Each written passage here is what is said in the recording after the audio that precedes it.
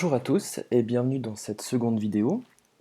Donc aujourd'hui nous allons reprendre où nous nous étions arrêtés. Je vais ouvrir le dossier tuto HTML CSS et nous allons juste faire un petit récapitulatif de ce que nous avions vu la dernière fois. Donc la dernière fois nous avions brièvement vu quelles étaient les différentes technologies qui sont utilisées pour réaliser un site internet. Nous avons parlé plus particulièrement du web statique et de la partie design, car c'est la première chose à faire quand on conçoit un site internet. On va utiliser deux technologies qui vont permettre de mettre en forme le site internet, de réaliser son interface en fait. Et c'est la partie design.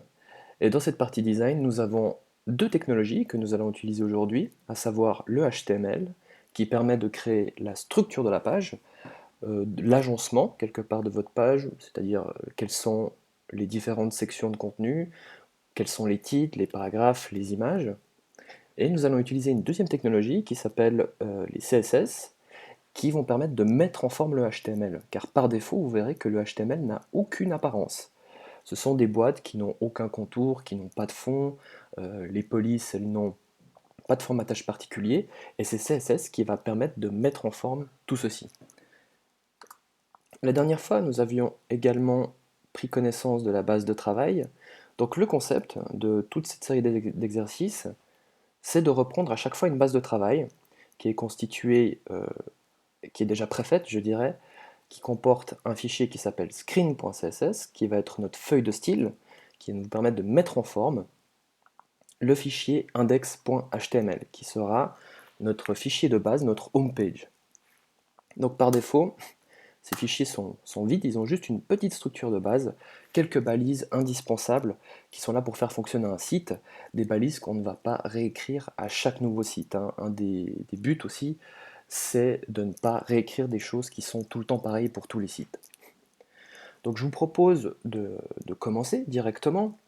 Alors ce que je vais faire, comme pour chaque exercice, je vais copier le dossier base de travail, clic droite, copier.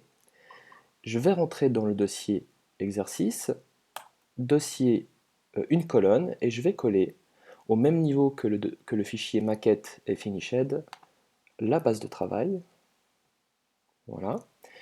Et du coup, j'ai ma, ma base de travail qui se trouve dans le premier exercice, une colonne. Dans le dossier finished, vous avez l'exercice terminé. Si vous double-cliquez sur le fichier index, vous pouvez voir l'exercice. Donc c'est ce qu'on va réaliser aujourd'hui. Donc voici notre site, il est relativement basique je dirais, mais il comporte déjà toutes les balises HTML essentielles pour réaliser un site. La feuille de style est elle aussi un peu rudimentaire, on peut voir qu'on a quelques couleurs de fond, on a quelques largeurs qui sont définies, les polices qui sont un petit peu définies aussi, et aussi un site qui est adaptatif. Ça c'est très important d'avoir un site qui s'adapte sur tous les écrans. Vous avez également à disposition un fichier qui s'appelle maquette.jpg. Alors ça c'est juste un fichier Photoshop en fait qui indique quelques données principales, notamment quelle est la largeur du site, quels sont les espacements. Vous pouvez voir qu'il y a 20 pixels qui sont répartis un peu partout, hein. Donc tous les espaces que vous retrouvez sur le site, entre les paragraphes, les titres, sont partout 20 pixels. On part sur quelque chose de simple, pour pas trop se compliquer, pour bien saisir les premières données importantes. Et vous pouvez voir sur la gauche, il y a quelques indications, notamment au niveau de la police. On voit que la famille de police est de l'Helvetica, que la taille est de 15 pixels et que l'interlignage est de 18 pixels. Donc ça, c'est des données de base qu'on va retrouver sur tous les sites qui présentent une maquette. En général, le graphiste qui va vous faire ça, ça permet de gagner du temps, hein. Vous avez déjà les indications principales sur la gauche, ce qui peut être pratique. Voilà. Donc pour réaliser un site internet, on ne se lance pas directement comme ça, ok, je vais mettre des balises, je vais commencer à coder. Ce que je conseille au début, c'est déjà de dessiner l'interface, dessiner quelles sont les différentes parties du site, car un site en fait, ce sont des balises HTML imbriquées les unes dans les autres. C'est un peu comme une sorte de Lego, c'est-à-dire qu'on empile des choses, on imbrique des choses pour réaliser finalement un produit complet. Je vous ai préparé un petit fichier Photoshop qu'on voit ici, et on va ensemble définir quelle est la structure HTML du site. Donc, le HTML, c'est des balises, et des balises qui sont imbriquées les unes dans les autres.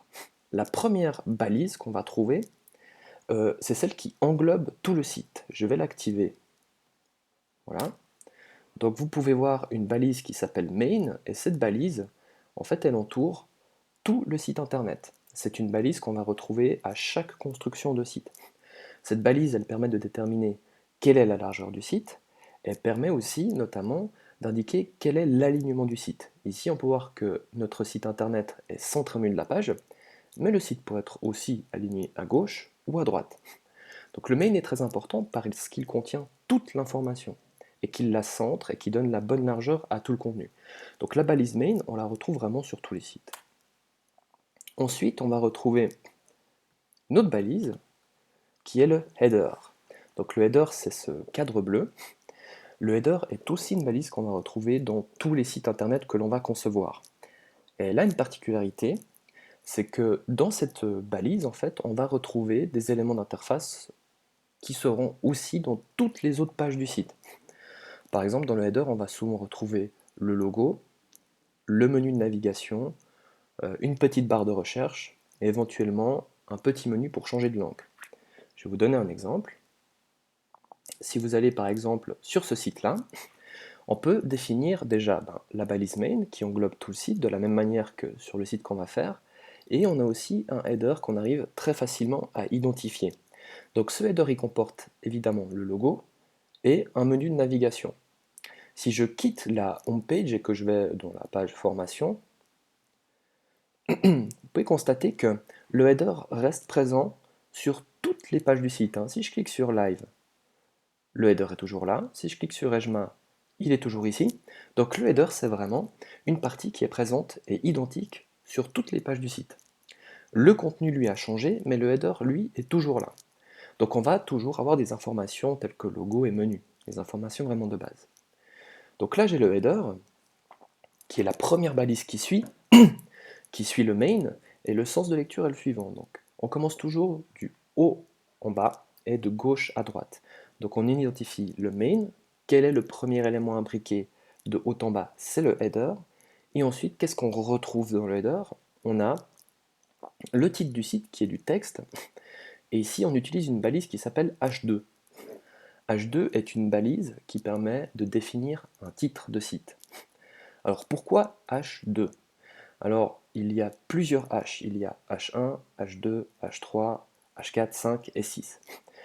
C'est la puissance du titre, si vous voulez. C'est surtout utile pour Google qui va référencer les titres.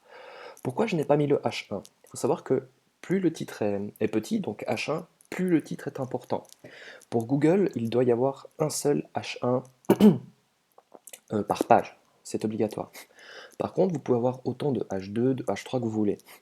Donc comme le H1 est très important, il faut une information qui décrive vraiment bien le contenu de la page. Donc là, c'est un exercice, on n'a pas vraiment de but avec ce site, on n'a pas quelque chose à vendre, mais on essaie de mettre dans le H1 une information qui dispose d'un descriptif qui soit vraiment rattaché à la page.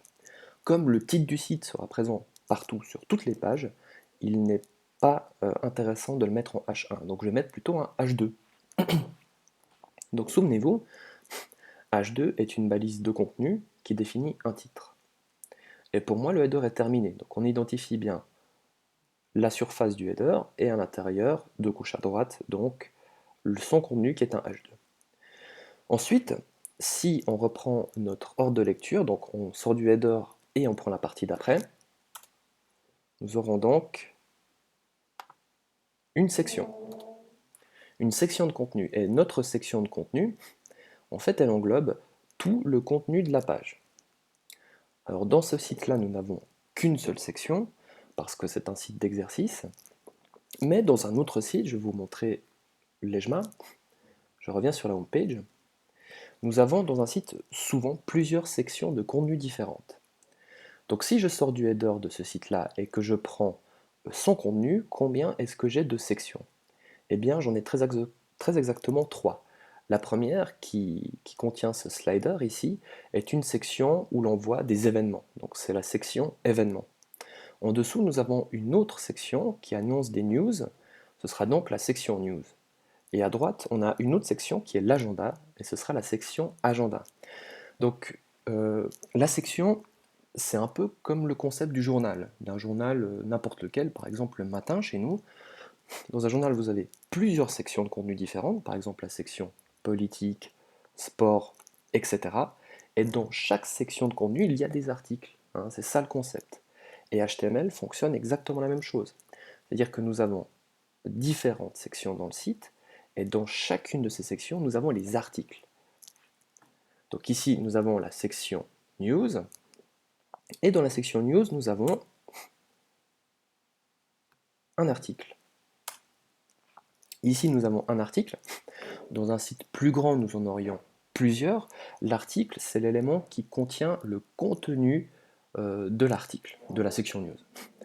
Et en termes de contenu, qu'est-ce qu'on peut retrouver? On peut retrouver des titres. Vous voyez, par exemple, ici, c'est écrit « Titre de la news ». En dessous, nous avons un grand paragraphe qui est le contenu de la news. Et en dessous, nous avons une image, qui est l'image de la news. Un peu plus bas, nous avons un lien. Donc le lien, c'est ce qui permet de lire la suite de la news. Exactement comme dans un journal, hein. Vous avez une section de contenu, la section sport. Dans la section sport, vous avez un article qui parle par exemple de football, un autre article qui va parler du championnat de Ligue 1, un championnat de Ligue 2. Vous aurez plusieurs articles et dans ces articles, vous aurez le contenu en lui-même. Et le contenu va toujours être titre, paragraphe, image, lien, vidéo par exemple, c'est aussi possible, du son, ce genre de choses. Voici comment fonctionne un site. Donc, si je reviens dans mon article, on va trouver les contenus. Les contenus, donc nous avons un titre de la news, j'ai utilisé le H3. Vous voyez, donc on fait H2, H3, H4. À chaque fois qu'on a des titres, on redescend d'un cran. Ensuite, nous avons un paragraphe qui est le texte courant. Donc ça, c'est vraiment le nom des balises, hein. H3, P pour paragraphe. Et nous avons finalement l'image. Et le lien qui se trouve en dessous. Et le lien en HTML, c'est la balise A. Alors pourquoi A? C'est pas très parlant, mais c'est le nom qu'ils leur ont donné, hein. J'y suis pour rien. En tout cas pour ça. Donc c'est cliquable ça.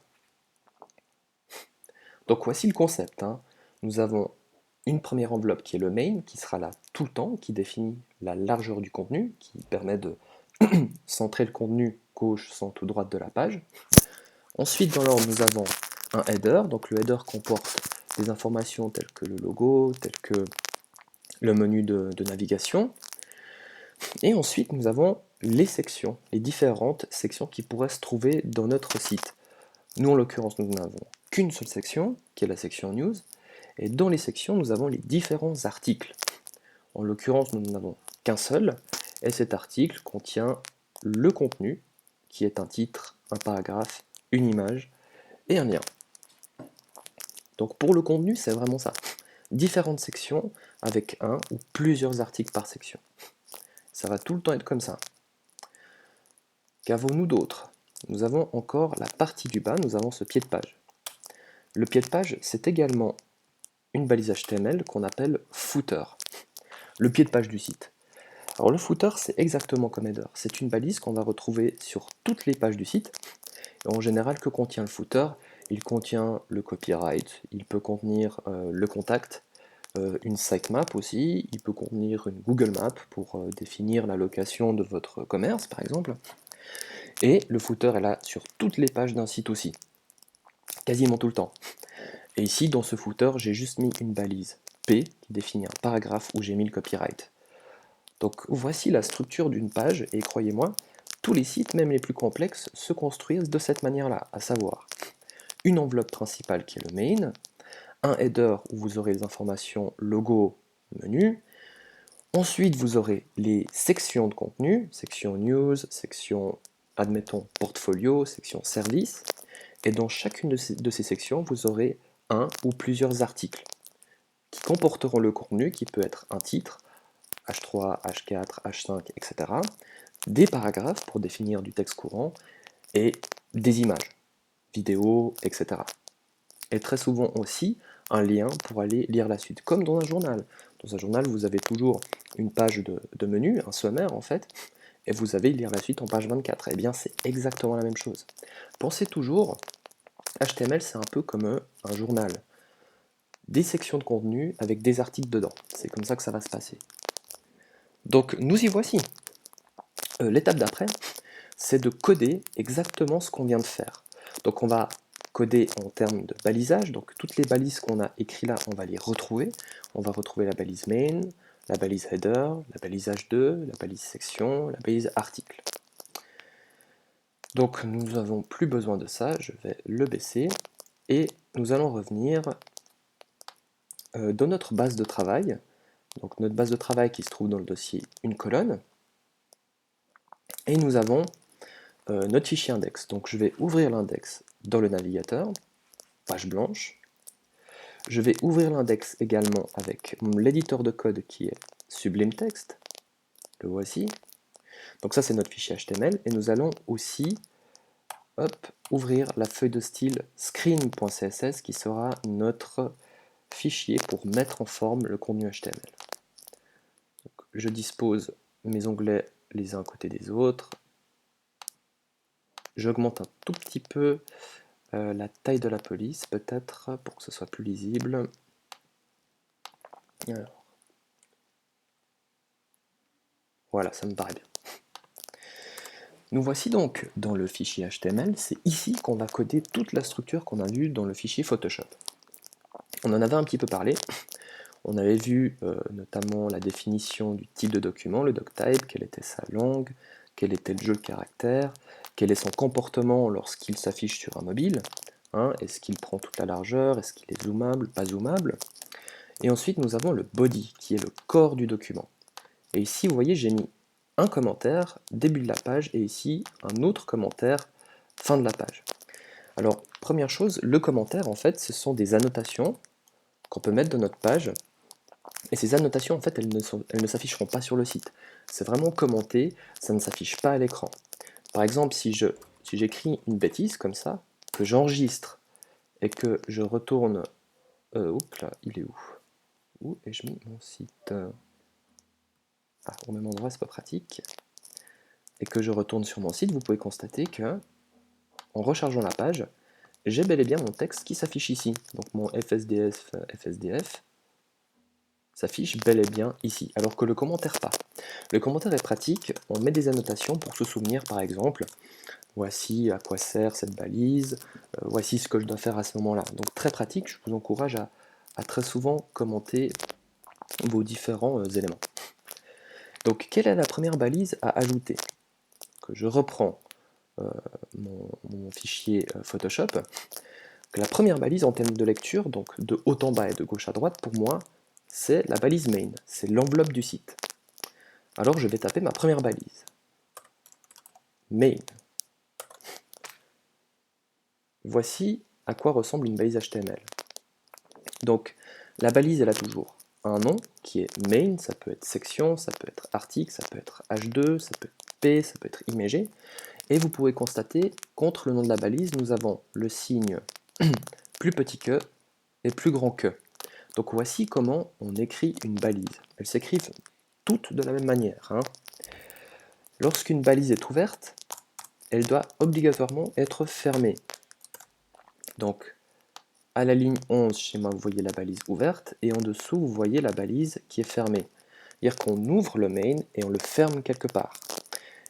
C'est ce système d'imbrication, c'est des éléments dans d'autres. Il y a toujours une ouverture et une fermeture.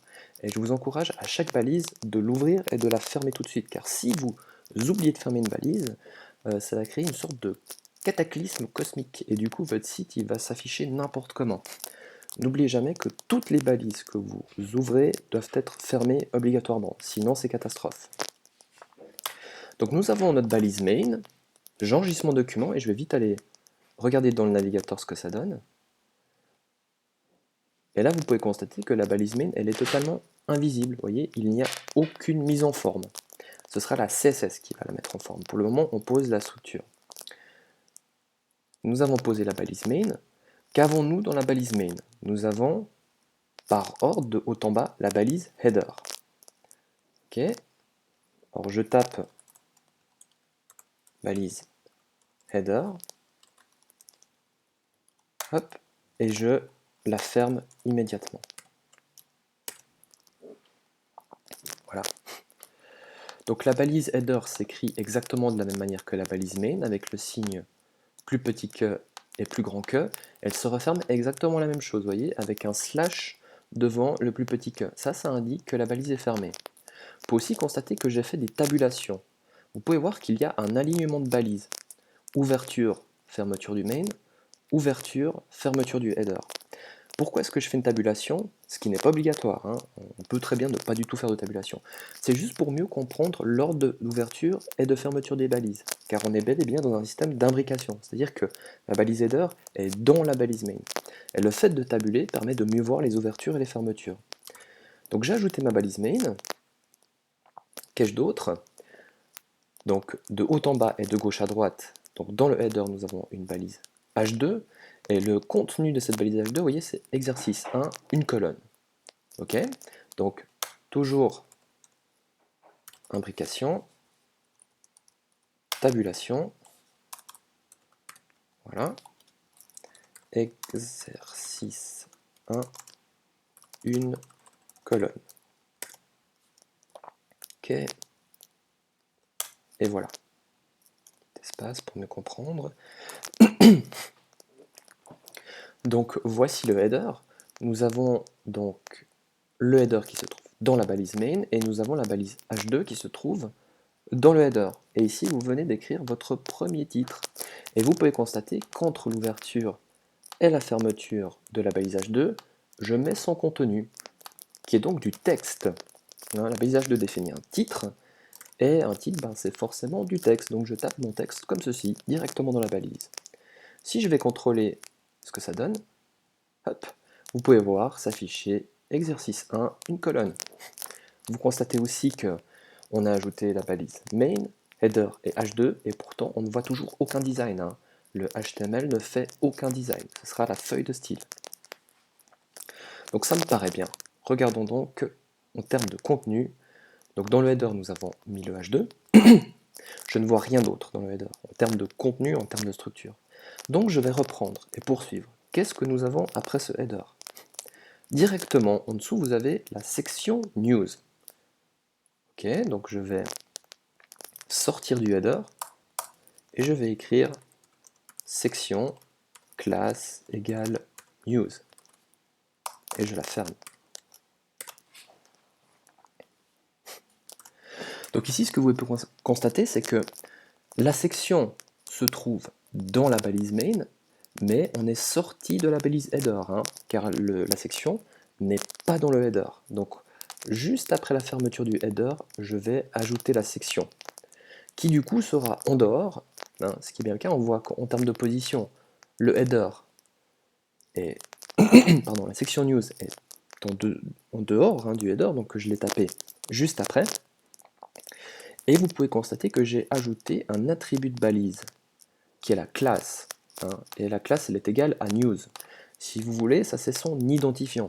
Pour chaque section du site, on va ajouter le terme classe est égal à nom de la section. Donc là c'est la section news, mais on pourrait avoir très bien une section portfolio, hein, ou alors encore section classe service. Donc le terme ici permet d'identifier quelle est la section. Est-ce que c'est la section news, service, portfolio?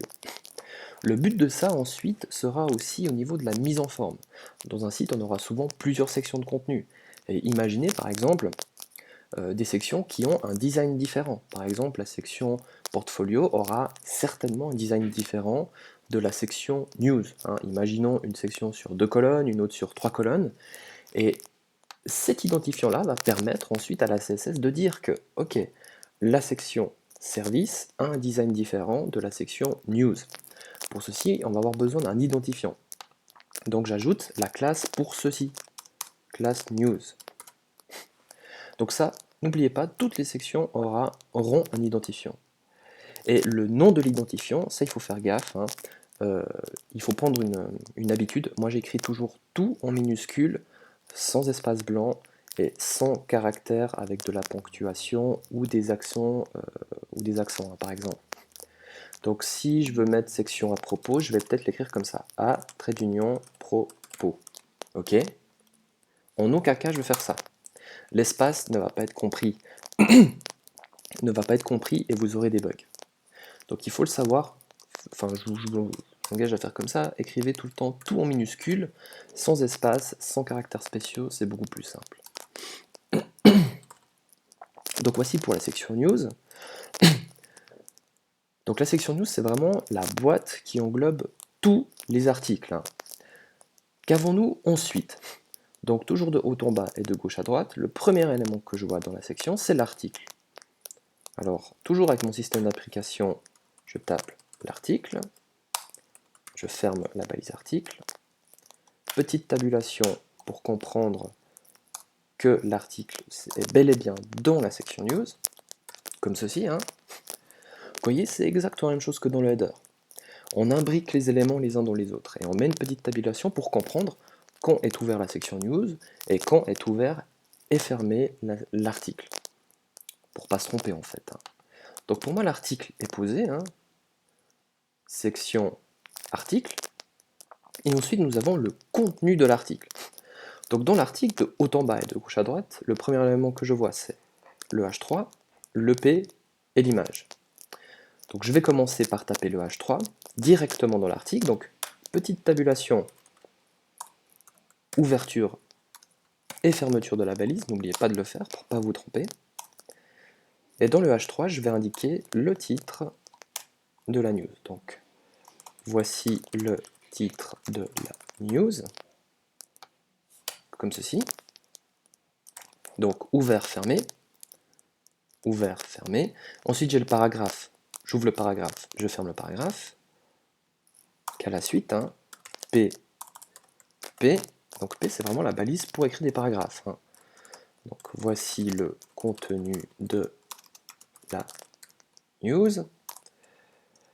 Et voici une description du contenu. Point. Donc, quand vous écrivez le contenu ici, vous pouvez évidemment ajouter des caractères spéciaux, faire des espaces, mettre de la ponctuation, il n'y a aucun souci. Là, c'est lisible. Ce qui est très important en HTML, c'est que chaque type de contenu doit être balisé. Comme vous voyez, on n'écrit jamais du texte en dehors d'une balise. Jamais.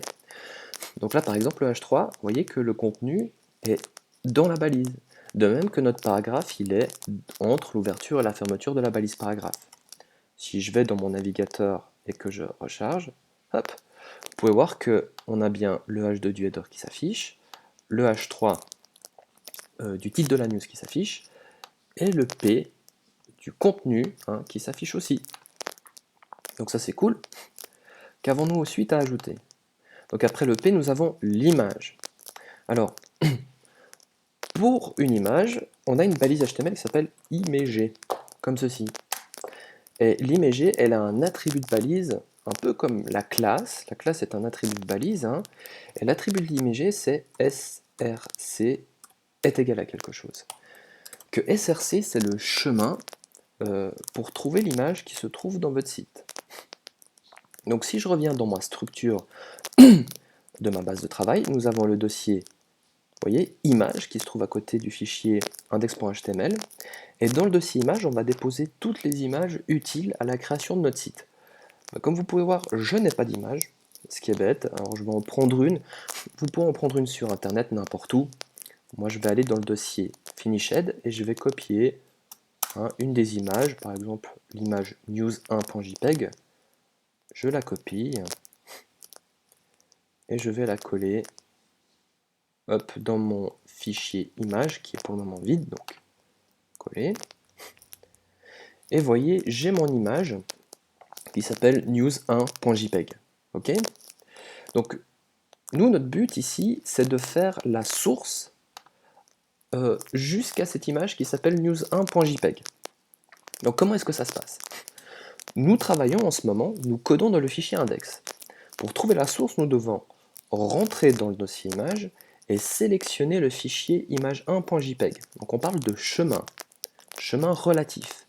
Un chemin relatif, c'est depuis le fichier de travail, rentrer dans le dossier, ou les dossiers, parce que des fois il y a plusieurs sous-dossiers, et prendre le fichier intéressant.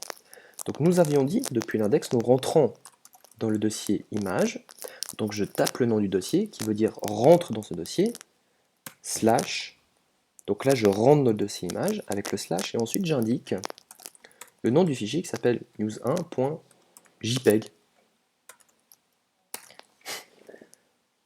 Image slash news1.jpg qui correspond à... Donc nous sommes dans le fichier index, nous rentrons dans le dossier image et nous sélectionnons le fichier news1.jpg. Ok, donc j'enregistre ça, vous pouvez constater que l'ouverture et la fermeture de la balise imagée est différente. Là, ma balise imagée est fermée. Testons pour voir si ça fonctionne déjà. Et voilà, vous voyez, j'ai l'image. Donc la balise imagée, c'est la seule balise qui se ferme comme ceci. Vous voyez, il n'y a pas un truc du genre comme ça. En fait, il n'y a pas besoin de faire ça. Pourquoi? Parce que le contenu de la balise est directement écrit dedans. Vous voyez ça? Le contenu de la balise imagée, c'est le chemin de l'image en fait. Alors qu'une balise paragraphe, le contenu, vous voyez, il est dedans, mais il a besoin d'être fermé comme ceci. Une image pas. Alors, c'est le seul cas comme ça. Il y a un autre attribut à la balise image qui s'appelle alt, qui est égal à, en fait, le texte alternatif de l'image. À quoi sert l'attribut alt? Il sert à deux choses, à mon avis.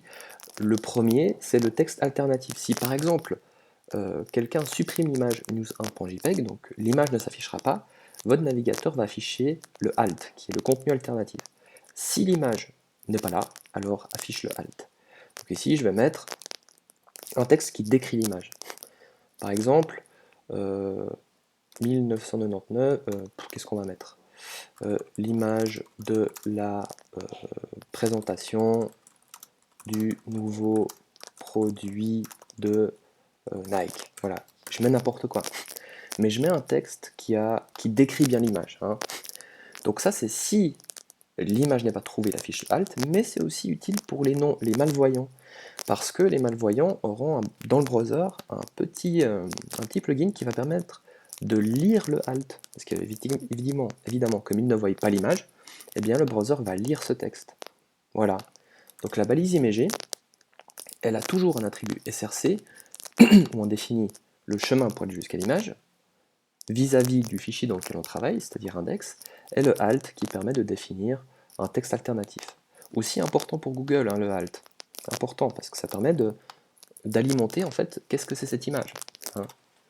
Et là du coup, ben, c'est cool parce qu'on a le contenu, il commence à être bien là. Hein. Donc pour moi l'image, c'est OK. Ensuite nous avons en dessous le lien. Alors le lien, toujours à la suite, c'est la balise A. Et la balise A, elle a aussi un attribut qui s'appelle href, qui est égal à quelque chose. Alors la balise A, c'est comme les balises classiques, on la referme, et on va mettre le texte. Vous voyez, donc le texte, c'est lire la suite de cette news. Alors, lire la suite de cette news. Petite tabulation. Vous voyez que tout est aligné. Hein. Tout le contenu de l'article est au même niveau. Hein. On est d'accord. Il n'y a aucune imbrication. Le H3, le PIMG et le A ne sont pas imbriqués. Au contraire du main, section news et article, où nous avons trois éléments imbriqués. Main, section, article, à chaque fois une tabulation. Donc cette balise A, en fait, si je retourne sur mon site, que je recharge, vous voyez que par défaut, quand on met une balise A, vous voyez le curseur de la souris, il change et ça devient un élément cliquable. Ça c'est cool. C'est ça qui permet de faire des liens entre les pages des sites. Et du coup, le lien, c'est une autre page. Donc du coup, dans l'attribut href, on donnerait en fait un lien qui amène à la page contact. Par exemple, href égale contact.html. Vous voyez ce que je veux dire? Ça veut dire que si la personne clique sur le texte, elle va être redirigée sur le fichier contact.html. Pour le moment de notre site, nous n'avons qu'une seule page qui est index. Mais par la suite, on pourra en rajouter d'autres. Contact.html, portfolio.html, et tout ça. Et pour passer d'une page à l'autre, on met des liens, comme ça, tout simplement. Et dans le href, on va dire, quand le gars il clique dessus, eh bien, il est redirigé sur le bon fichier. Et c'est comme ça qu'on fait des sites avec plusieurs pages. Donc pour le moment, on n'a qu'une page, donc je mets rien. Parce que je pourrais aussi mettre un lien du genre http www.google.com. Vous voyez? Faire un lien qui va sur un site ailleurs sur Google par exemple, hein, ou sur le site de Nike ou n'importe quoi. Donc ça c'est jouable. D'ailleurs vous pouvez essayer, hein. Donc j'enregistre Google, je recharge ma page, et si je clique, regardez bien, hop, vous avez vu, j'arrive bien sur le site de Google. Donc voilà, c'est pas plus compliqué que ça. Donc les balises A, très cool, permettent de faire des liens entre d'autres pages. On n'en a qu'une, mais on pourrait très bien faire un nouveau fichier qui s'appellerait contact.html et faire un lien qui amène sur la page contact, et dans la page contact, faire un lien qui ramènerait sur la page index. C'est aussi simple que ça. Donc voilà, hop. Donc pour moi, nous avons ajouté le lien, et donc le contenu est terminé. La section et l'article sont aussi terminés, vous pouvez voir qu'il n'y a plus rien en dessous. Donc quel est l'élément suivant? Donc de haut en bas, c'est le footer. Alors je vais coder ça. Donc où se trouve le footer? Est-ce qu'il est dans l'article? Non. Est-ce qu'il est dans la section? Non, il est en dehors de la section. Donc, s'il est en dehors de la section, je sors de la fermeture et je tape le footer que je ferme. Donc on est bien d'accord. Le footer est dans la balise main, mais à l'extérieur de la section. Hein, il est dans la balise main, ça c'est correct, et il est en dehors de la section. Vous voyez, hein, il n'est pas absolument pas dedans. Donc il va se trouver à l'extérieur de la section, mais toujours dans le main. Et les imbrications nous permettent de comprendre ça. Qu'avons-nous dans le footer? Nous avons juste un paragraphe avec un texte. Ok, donc je tape un petit paragraphe, et hop, je vais ajouter par exemple le copyright. Copyright, donc copie 2015, mon site web. Et voilà. Donc vous voyez, on a des balises structurelles. Balise structurelle typiquement qui est main, header, section, article, footer. Balise structurelle, ça veut dire qu'on définit en fait un certain type de boîtes. C'est-à-dire qu'on va créer des boîtes, et dans ces boîtes-là, on va mettre les contenus. Hein, typiquement, les contenus se trouvent dans les articles, et dans le footer aussi, forcément, mais dans le footer, c'est d'autres types de données. Hein. On n'est pas vraiment dans du contenu rédactionnel, on est plutôt dans des informations telles que le contact et tout ça. Donc n'oubliez pas, vous avez deux types de balises, pour moi, vraiment, les balises structurelles qui permettent d'organiser la page, comme main, header, section, article aussi, footer, et vous avez les balises de contenu, telles que H1, H2, H3, P, img, A. Si vous savez ça, vous pouvez déjà faire beaucoup de choses, parce que tous les sites sont faits comme ça, hein, simplement.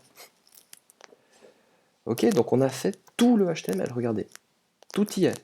Et ce qui est marrant, c'est que si on ne fait que le HTML, là vous pouvez vraiment le voir, il n'y a aucune mise en forme. Zéro. C'est du contenu au kilomètre, hein, vraiment. Il n'y a aucune mise en forme. Eh bien la mise en forme, c'est ce qu'on va faire maintenant. Hein. La mise en forme, elle ne se fait pas dans le HTML, mais dans la CSS, dans le fichier screen.css. C'est donc ici qu'on va faire la mise en forme de tous ces éléments. Donc il y a des choses déjà écrites que j'ai mises qui vous servent, enfin, vous n'avez rien à toucher, vous avez un import du fichier recette.css, ça je vous l'avais expliqué je crois.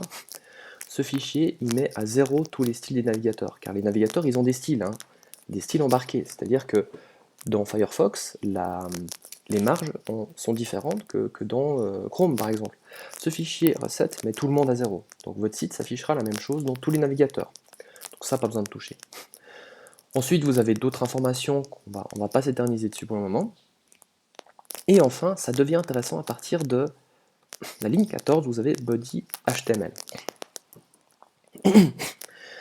Donc le but de la CSS, c'est de viser une balise. Donc ici, vous voyez, par exemple, il y a balise H1, H2, P, A, img.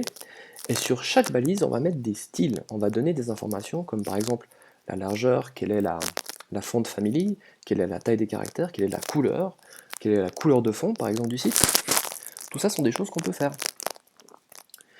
Donc dans notre site, par exemple, on pourrait déjà dire qu'est-ce qu'on a comme information. Hop. La première information que j'ai, c'est la première balise. C'est donc le main. Okay, donc dans le main, c'est la première balise que je vois, et c'est donc la première balise que je vais mettre en forme. Donc pour cibler la balise main, je vais me mettre dans la partie layout et je vais écrire tout simplement main, espace, ouverture d'accolade, fermeture d'accolade.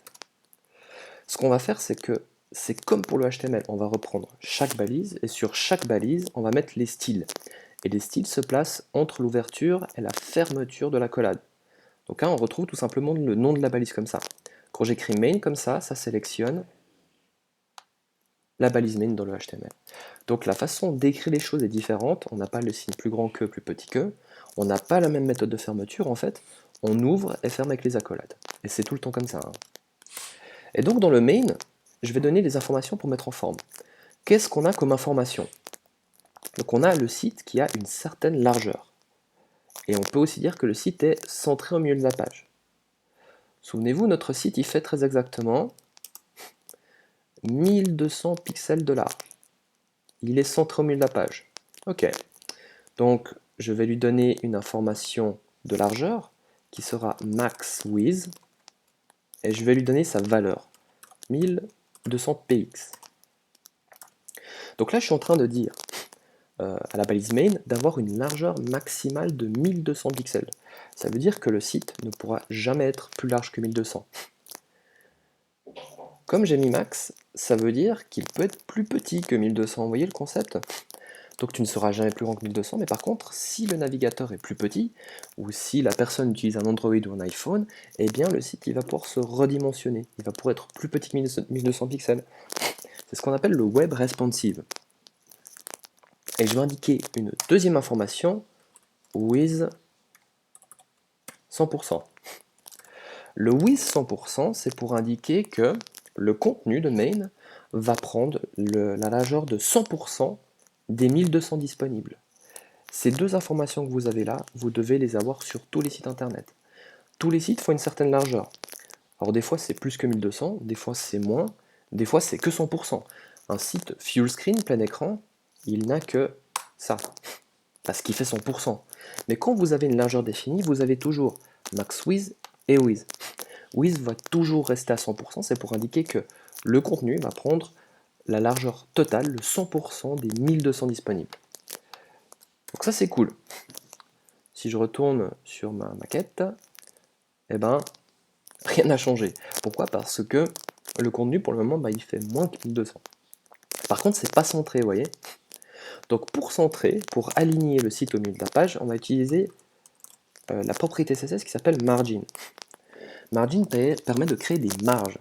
Donc on peut créer des marges à gauche, à droite, en haut et en bas. Ok?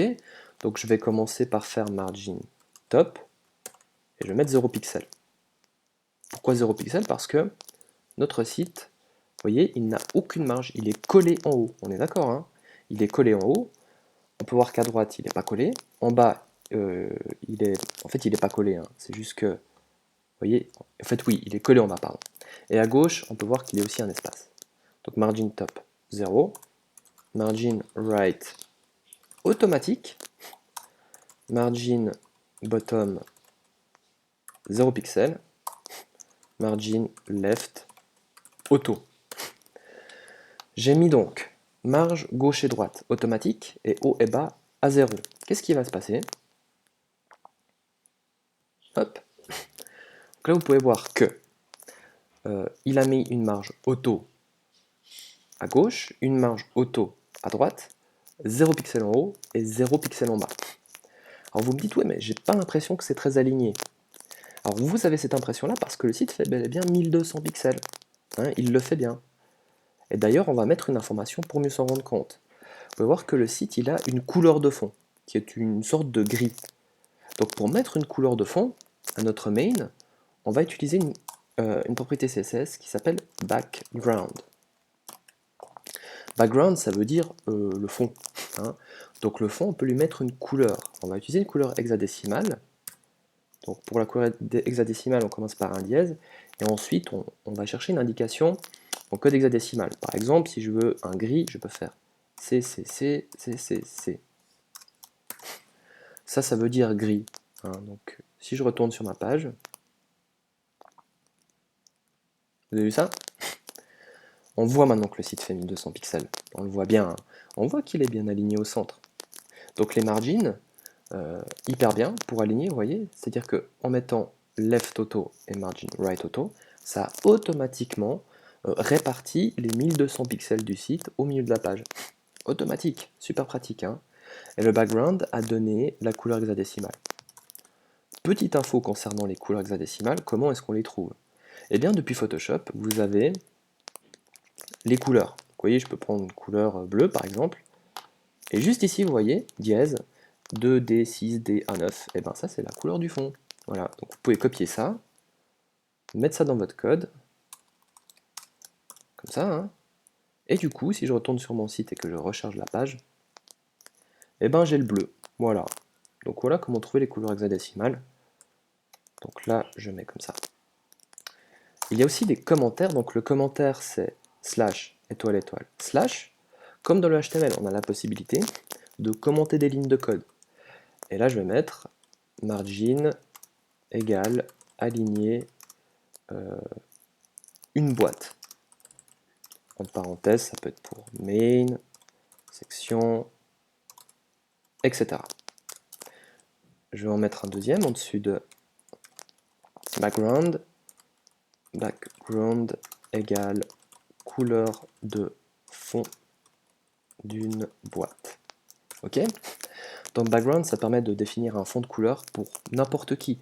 Pour main, pour section, pour article, pour un paragraphe aussi, ça marche, hein. Donc ça, c'est super cool. Background, vous allez utiliser énormément. Vous voyez ça? Ouais, je vais remettre le CCC, c'est fait. Et voilà, donc j'ai mon main. Donc vous prenez vraiment balise après balise et vous regardez qu'est-ce que on peut ajouter comme style.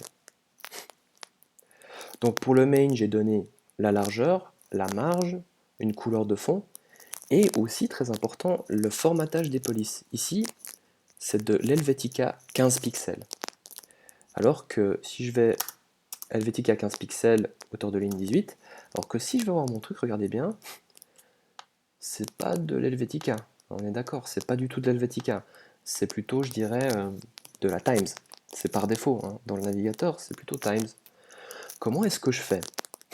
Eh bien, je vais cibler la balise body HTML. Si tous les caractères de mon site ont la même police, je peux l'indiquer directement dans le body. Et le body, c'est la première balise du site, vous voyez. Donc si je mets des informations sur le body, automatiquement, tous les enfants du body, main, header, h2, h3, p, etc., ils vont tous bénéficier des règles que je vais indiquer.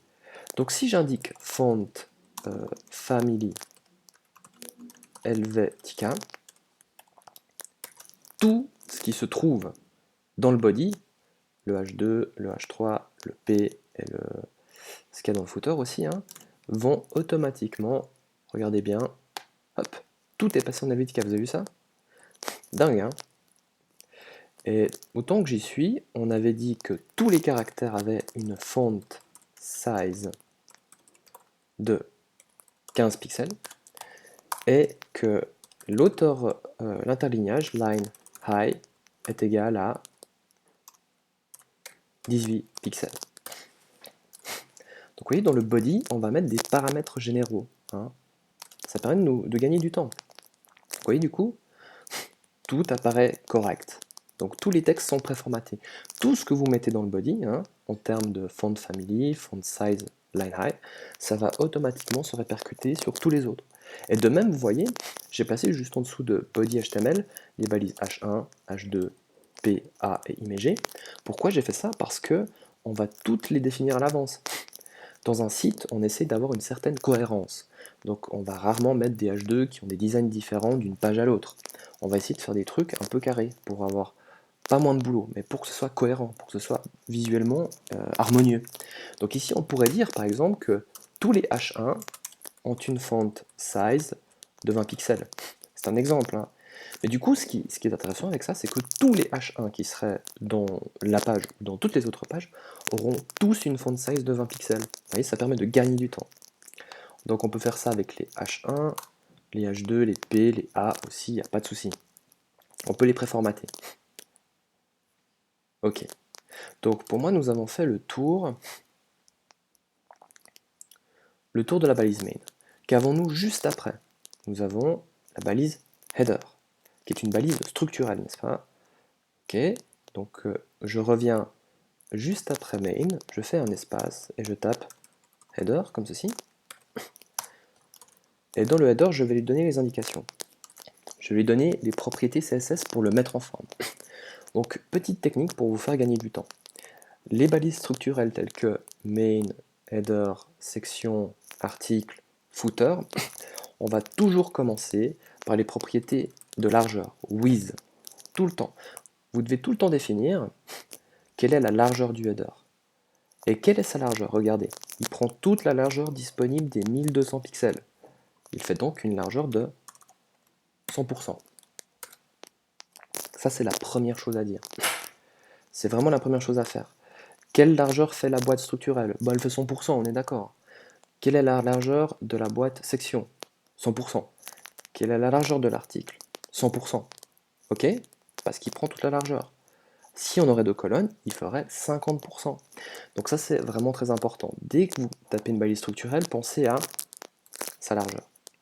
Ensuite, vous pouvez vous dire, ok, d'accord, largeur c'est bon.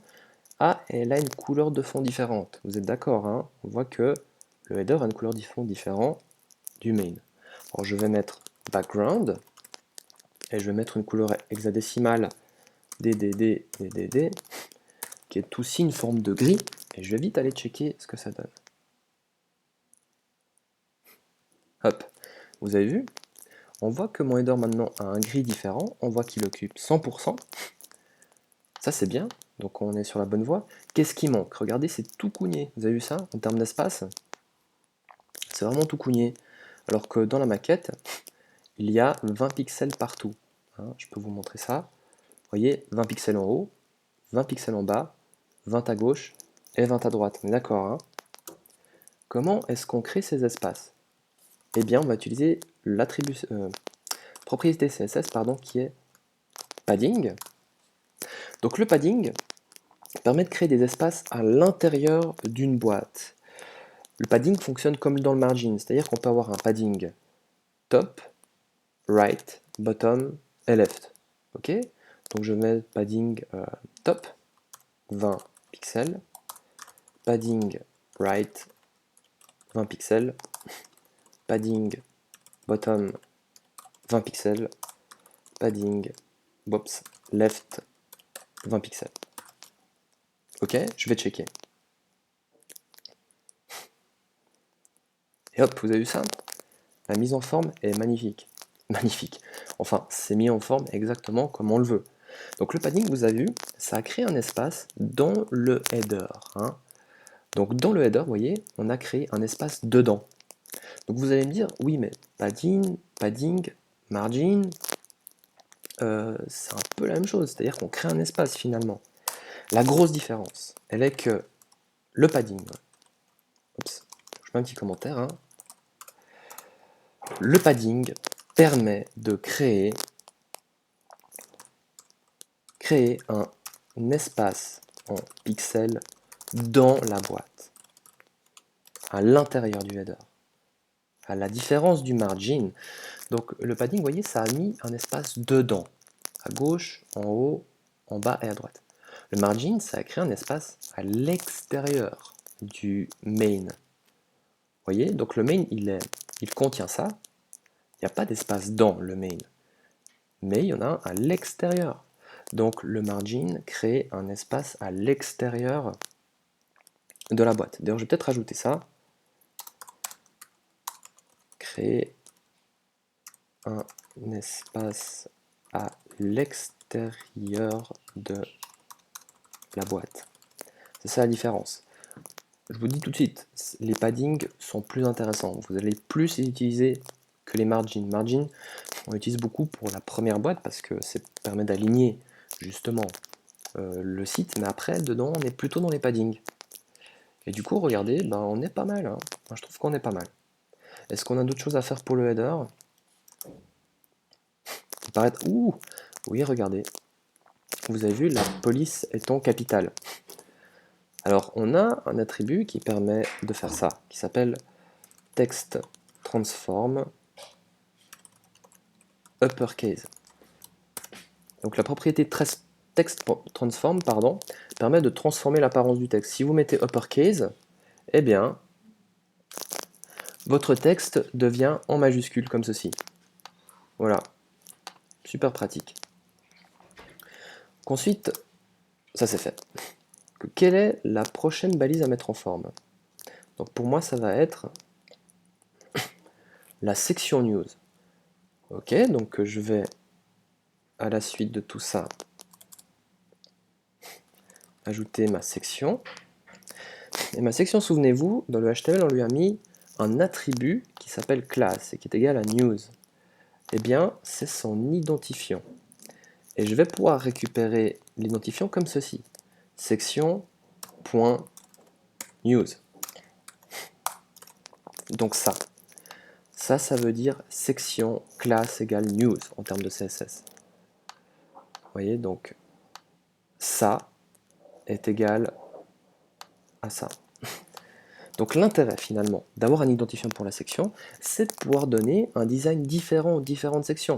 Si par exemple on aurait une section classe portfolio, je pourrais par exemple donner une largeur différente à la section news et une largeur différente à la section portfolio.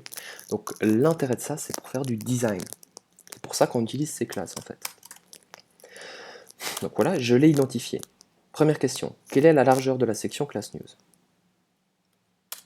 Pour moi, 100%. On voit qu'elle fait 100%. On voit qu'il y a un espace, hein. Il y a un petit padding de 20 pixels partout. Donc, with 100%. Est-ce qu'il y a une couleur de fond? Non, c'est la même couleur que le main. Est-ce qu'il y a un espace dedans? Oui, il y a du padding. Padding, right, 20 pixels. Padding, top, 20 pixels. Padding, left, 20 pixels. Padding, bottom, 20 pixels. Chose très importante que je n'ai pas expliqué, c'est que en CSS, vous avez une propriété qui peut être with, padding, margin, background, etc. Vous avez toujours 2 points. Et ensuite, vous donnez la valeur de cette propriété. Et vous devez toujours terminer l'instruction par un point-virgule. C'est très très très important. C'est vraiment très important. Toujours écrire les choses de cette sorte. L'ordre des propriétés n'est pas importante. Vous pouvez aussi mettre des espaces, vous voyez, ça fait rien du tout. J'aurais très bien pu mettre le padding avant la largeur. Ça ne change strictement rien. Ok? Je vais aller checker mon truc. Et vous voyez, les espaces sont maintenant pas mal. Hein. Donc j'ai bel et bien donné un padding de 20 pixels à la section. Donc tout ce qui se trouve dans la section, vous voyez ça, profite du padding. Eh bien, c'est cool. Ça me paraît bien. Donc pour moi, en termes de design, la section, elle m'a l'air ok. Elle m'a l'air bien, hein, regardez. On a bien l'espace partout. Donc ça, c'est cool. Ensuite, si on prend l'élément qui vient juste après, c'est donc le H3. Est-ce que le H3 a quelque chose? Regardez, il y a un espace, hein, juste ici, qu'on n'a pas. Ok? Donc je vais cibler le... Oh, pardon, l'article, désolé. Je grille une étape. Je grille totalement une étape. Qu'est-ce qu'on retrouve dans la section juste en dessous, hein, de gauche à droite? C'est l'article. Il ne faut pas oublier de mettre en forme. Donc, section classe news article. Donc là, je cible l'article. Je cible l'article qui se trouve dans la section news. Je vais donner le design de l'article ou des articles qui s'y trouvent. Vous voyez, j'y vais par parenté. Donc je prends le parent, qui est la section qui a news, et je cible les articles qui sont dedans. Et je vais leur donner leur largeur qui est with 100%. Je n'ai rien d'autre à dire. L'intérêt de fonctionner par parenté, c'est que si vous avez d'autres sections dans votre site, vous aurez aussi d'autres articles, forcément. Vous êtes obligé d'avoir des articles dans une section. Et du coup, vous pouvez donner le design d'un article, qui peut être différent d'une section à l'autre, hein, évidemment, en prenant son parent comme référence. Section, classe, portfolio, article, with 50%.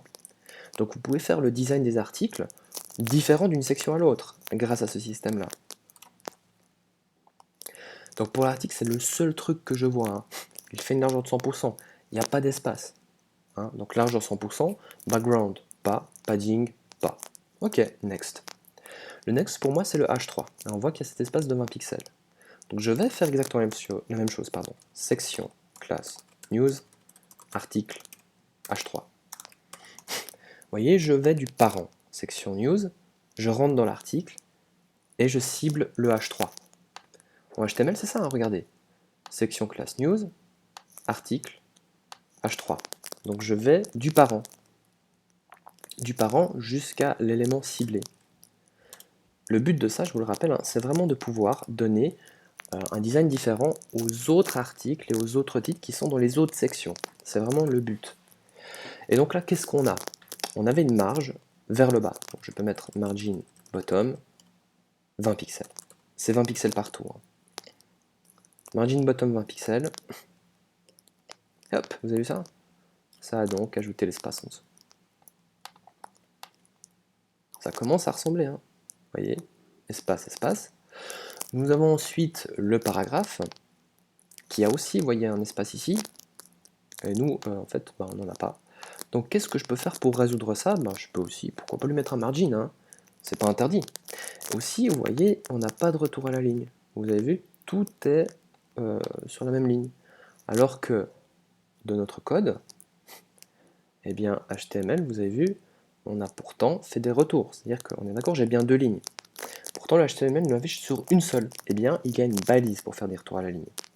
Pour créer un retour à la ligne, vous mettrez votre curseur à l'endroit désiré et vous mettez BR, comme ceci. Cette balise BR va permettre de faire un retour à la ligne. Donc, et voici la description du contenu sera en dessous. Check. Voilà. Balise BR permet de faire un retour à la ligne. Il me reste donc à ajouter ce petit margin hein, dans la feuille de style. Donc toujours pareil. Section, classe, news, article, P. Margin bottom 20 pixels. Donc pourquoi pas padding? Parce que je vais faire un espace entre le P et l'image. Pourquoi un margin sur H3? Parce que je veux faire un espace entre le H3 et le P. Je ne veux pas faire un espace dans le H3. J'aurais mis un padding si je voulais faire un espace dedans. Mais je veux faire un espace à l'extérieur pour pousser justement le P qui se trouve plus loin. Voici pourquoi margin. Voyons voir ce que ça donne. Vous avez vu? Parfait. Paraît très bien. Qu'avons-nous ensuite? Nous avons l'image. Alors l'image, par défaut, dans le navigateur, les images ne sont pas du tout responsives. Regardez bien si je réduis la fenêtre. Vous avez vu, j'ai une scroll bar. Et ça dépasse. C'est vraiment pas beau. Par défaut, en fait, le navigateur va rendre l'image avec sa largeur fixe. Ça, c'est vraiment pas cool. Nous, ce qu'on aimerait, c'est que l'image prenne toute la largeur disponible. Ok, qu'elle est jusque là. Donc du coup, je vais cibler l'image qui se trouve dans la section et dans l'article. Donc section classe news article img. Et là, je vais donner la largeur de l'image qui est with 100%. L'image qui se trouve dans la section article, dans la section news, aura une largeur de 100%. Et là, regardez bien, voilà. Et du coup, ce qui est très sympathique, c'est que vous voyez, c'est adaptatif. Donc une image, n'oubliez pas, pour qu'elle soit adaptative, il faut lui mettre une valeur en pourcent. Quand je lui mets une valeur de 100%, ça veut dire qu'elle va prendre le 100% de l'espace disponible. Donc souvenez-vous, l'espace disponible, on l'a défini au début dans le main. Il est de 1200 pixels. Tous les éléments imbriqués dans le main, à savoir la section et l'article, font 100%. Regardez, section classe news, 100% des 1200, article, 100% des 1200, et l'image, 100% des 1200. Donc c'est relatif. Si je mets par exemple 50%, moitié de l'espace disponible. Mais responsive, vous voyez. Voilà. C'est avec ça qu'on va faire des colonnes aussi. Hein. C'est en mettant des largeurs de... Par exemple, 2 colonnes, ce sera 50%. 3 colonnes, ce sera 33%. 4 colonnes, 25%. Ça va se passer comme ça. On le verra un peu plus tard, mais c'est bel et bien comme ça que ça va se passer. Que je recharge, et vous voyez, maintenant, j'ai quelque chose de bien responsive. Ça commence à avoir un peu de la gueule. Ok. Qu'ensuite, nous avons le lien, ici. Donc vous voyez, par défaut, il a un style super louche, hein. On voit qu'il est bleu et souligné.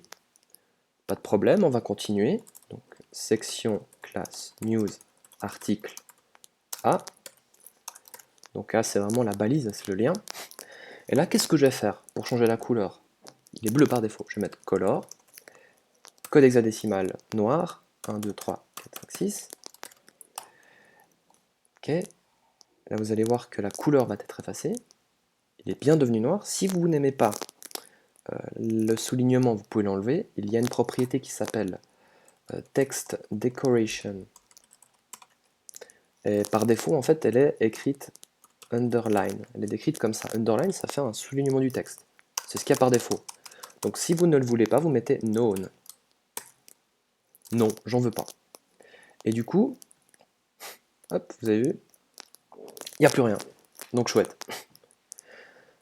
Maintenant, regardons un petit peu. Qu'est-ce qu'il y a comme propriété sur ce lien? Donc on voit qu'il y a déjà une bordure. Vous voyez cette bordure par défaut? Donc des quatre côtés, hein, border, top, right, bottom et left. Donc il y a une bordure. On peut voir aussi qu'il y a, à mon avis, un petit padding. Vous voyez, un espace 2 dans le A. On voit ça, hein? On voit qu'il y a une largeur aussi.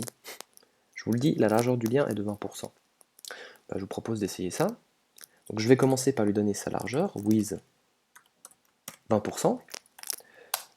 Hop, je vais lui donner un petit padding qui va être de donc padding left 20 pixels, padding top 20 pixels, padding right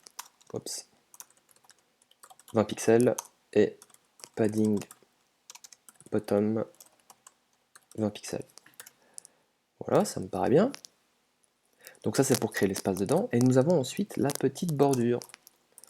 Border 2.1 pixels solide et couleur de la bordure noire. Donc il y avait une bordure. Il y a la propriété CSS qui s'appelle border. Et la propriété border, elle a trois paramètres. La première, c'est quelle est la largeur de la bordure, quel type de bordure, donc solide, c'est un trait uni.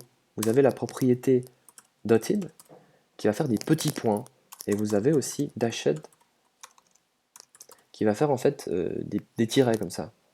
Donc moi je vais mettre solide, j'aime bien le trait uni, et quelle est la couleur? Donc moi j'ai mis du noir, comme ceci. Ça, border égale créer une bordure autour de l'élément, comme ceci. Si on regarde notre rendu, hop, vous voyez, c'est pas mal. C'est pas parfait, mais c'est pas mal. On peut voir que nous avons la bordure qui est venue se placer, qui est bien de 1 pixel, qui est bien solide, hein, c'est un trait uni, qui est bien noir. On peut voir que le padding a marché, donc ce fameux padding qui crée un espace dans la boîte, hein, donc dans le A, pas à l'extérieur, mais dedans. Donc ça c'est cool. On a juste un problème, vous voyez que on a une sorte de superposition bizarre avec l'image. C'est bizarre. Eh bien, il y a un truc à rajouter, un tout petit truc, c'est le display qu'on va mettre en bloc. Ce display bloc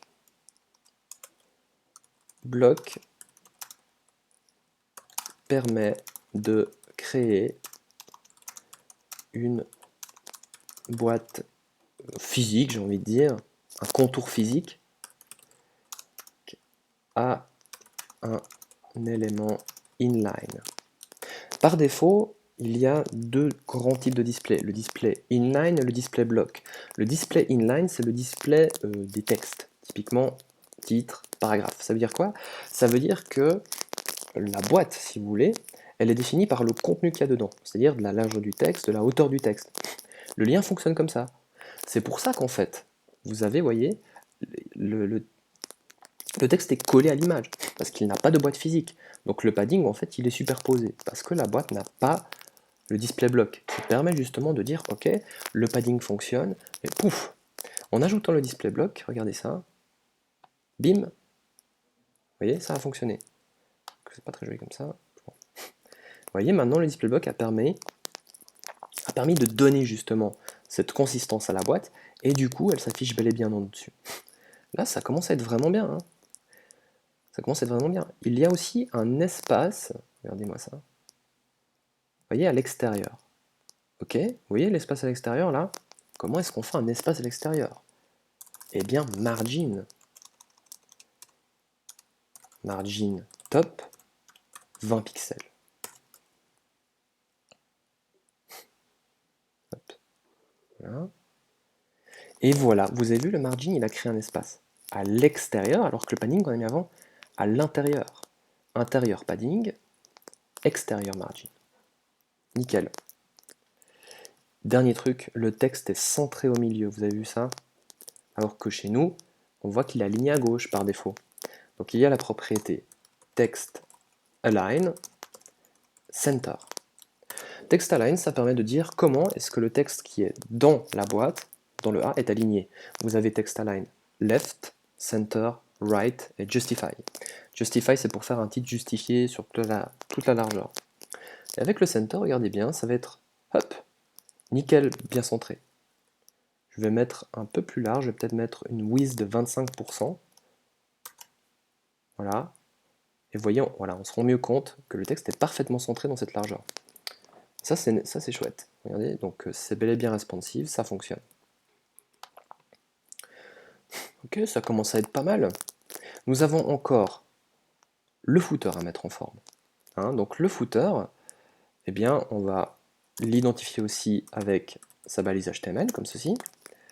Et qu'est-ce qu'il a donc de spécial, ce footer? On voit qu'il a une largeur. On voit qu'il y a des espaces, il y a du padding dedans. Et on voit qu'il y a une couleur de fond. On voit aussi que le texte est en blanc. Alors du coup, je vais tout de suite commencer, bonne habitude, donner la largeur du footer. 100%. Est-ce qu'il y a un padding? Oui. Padding top, il est de 20 pixels, hein. Partout 1 pixel. Padding top 20, padding right 20, padding bottom 20, padding left 20. On a dit qu'il avait un fond de couleur. Ok, background, je vais le faire en noir, donc 0, 0, 0, 0. Qu'est-ce que ça donne? Vous avez vu ça? On est pas mal, hein. Par contre, alors le texte, eh ben, du coup, c'est noir sur noir, hein. Donc on n'est pas top. Et du coup, on va devoir régler ça. Donc, dans le footer, qu'avons-nous comme balise? On a la balise P, qui est donc le contenu, le texte du footer. Eh bien, je vais cibler le P qui se trouve dans le footer P, le paragraphe qui est dedans, et je vais lui dire color est en blanc. Donc on a un footer qui a une largeur de 100%, qui a un espace à l'intérieur, donc un padding de 20 pixels partout, ou une couleur de fond noir, et nous avons un texte dans le footer qui est une balise P, et on va lui dire que ce paragraphe-là, il est blanc, et aussi que le texte est aligné au centre. Et du coup, voilà. Ok, donc on est pas mal. Regardez bien, donc on a un site parfaitement responsive. Vous avez vu ça? C'est très bien. Donc on va s'arrêter là pour le moment. La prochaine fois, on va faire deux choses intéressantes. On va travailler les media queries. Donc les media queries, ça permet de changer l'apparence de votre site à partir d'une certaine taille d'écran. Vous voyez par exemple ici, sur une interface proche du smartphone, mon lien, en fait, il est tout petit. Il fait 25% de l'espace des 1200. Donc là, du coup, vous voyez, comme c'est responsive, eh bien, il change de taille. C'est logique. Les media queries permettent de dire que, par exemple, à une largeur d'écran de 768, on change la largeur du lien et on la met à 100%. Ah bah vous savez quoi, je vous le montre tout de suite. En fait, je crois que c'est mieux. Comme ça, c'est quelque chose de fait. Comme ça, on a un truc un peu qui a de la gueule. Donc du coup, moi je trouve personnellement qu'à une taille de 768, le lien devrait prendre toute la largeur. Vous voyez, comme ça on a un lien qui est bien cliquable, qui est facile d'accès avec le doigt. Donc, du coup, comment ça marche? Un peu plus bas dans la page, vous pouvez voir Media Queries pour le responsive. Et si vous avez des règles, vous pouvez identifier 1024, 768, 640 et 320. En fait, ça veut dire qu'il y a des règles. quand l'écran a une largeur maximale de 1024, fait d'autres styles. Quand l'écran a une largeur maximum de 768, fait encore autre chose. Donc en fait, on met des règles pour chaque fois, pour chaque taille d'écran. Donc 1024, c'est par exemple un iPad en format landscape. 768, c'est le format, format portrait. 640, on est plus proche des smartphones. Et 320, c'est pour les vieux iPhones. 320 pixels de large, c'est l'interface du iPhone 5, par exemple. Donc du coup, si j'ai envie de changer l'apparence de notre lien, donc chez moi c'est ici, vous voyez, section news article A, with 25%, eh bien je vais lui dire qu'à 768, je copie, regardez bien, je copie toute la règle du lien. Ok, donc je prends tout, de l'ouverture de la collade à sa fermeture, je copie, commande C, et je vais coller ça, regardez, dans le 768. Je colle, hop. Et ici, je vais changer les valeurs qui m'intéressent. Donc je vais passer de 25% à 100%. C'est tout ce que je veux faire. Si je ne veux pas changer pardon, le text decoration et la color, je les enlève. Parce qu'il n'y a pas besoin, ça reste la même chose. Si je veux pas changer le padding, si je veux pas changer la bordure, et si je veux pas changer le reste, vous voyez, je les enlève. Et du coup, je ne modifie que les propriétés nécessaires à 768 pixels. Maintenant, vous allez voir que, vous avez vu ça? Nickel. Donc en dessus de 768, il fait 25%. Et quand on arrive à 768, il fait 100%. Et du coup, regardez-moi ça. Hop, ça règle le problème d'affichage à toutes les résolutions. Ok, bah je crois que cette fois, on va vraiment s'arrêter là. Donc aujourd'hui, qu'avons-nous vu? On a vu qu'il était très important déjà de dessiner un site avant de réaliser son HTML CSS, d'identifier quelles sont les balises structurelles, à savoir main, les sections, les headers, enfin le header, le footer et les articles. On a vu que tous les éléments étaient imbriqués les uns dans les autres. On a vu aussi les balises de contenu, comparativement à celles qui construisent l'interface, qui sont par exemple H1, H2, H3, P, img. Donc on les a identifiés. Ensuite, on a fait le HTML. Donc on a écrit la même chose, mais avec les balises de programmation. On a imbriqué les éléments. On n'a pas oublié d'ouvrir et de fermer les balises. On a vu le concept de chemin qui permet d'aller chercher les images. Ça, on a vu. On a aussi vu un peu la CSS, et dans la CSS, on a compris qu'elle servait à mettre en forme le HTML, qu'on devait cibler chaque balise dans le site, de la même manière, avec le même sens de lecture qu'on a fait le HTML, c'est-à-dire qu'on prend le main, ensuite on prend le header, après on prend le H2 du header, après on prend la section, on prend l'article, on prend le P qui se trouve dans l'article par exemple. On a vu également qu'il était très important de mettre des largeurs sur chaque balise structurelle, telles que le main, les sections, les articles, le header, et qu'il était aussi important de définir quelques styles généraux. Ça peut être pratique, comme dans le body HTML, on a défini que tous les caractères seraient Helvetica, une font size de 15, une hauteur de ligne de 18. Ok? Donc voilà pour le moment. La prochaine fois, nous irons un peu plus loin dans la mesure où nous allons faire plus de media queries. On va aussi faire les états de survol. Par exemple, vous voyez ici, il y a une petite animation quand je survole ça, donc on va faire ça. On va faire des media queries plus poussées et on va faire également des colonnes. Pour le moment, on est sur une, on va en faire deux la prochaine fois. Donc voilà, merci à tous d'avoir suivi ce tuto et à bientôt.